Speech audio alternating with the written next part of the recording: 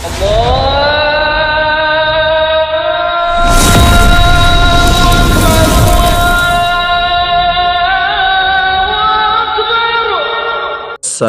আলাইকুম ওয়া রাহমাতুল্লাহি ওয়া বারাকাতুহু।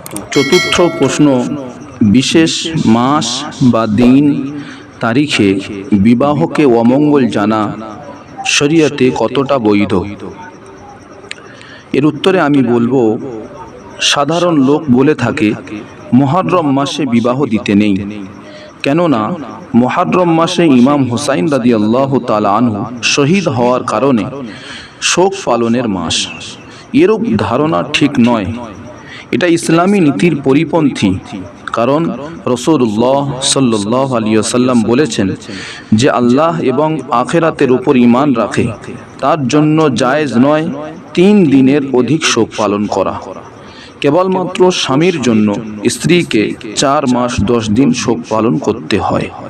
ইসলাম যেটা বৈধ করেছে সেটাকে অবৈধ জানলে ঈমান যাওয়ার সম্ভাবনা আছে। সুতরাং মুসলিমদের কর্তব্য হলো এই মাসে বিবাহ করে কুসংস্কারকে দূর করা, অর্থাৎ চলতি মাস।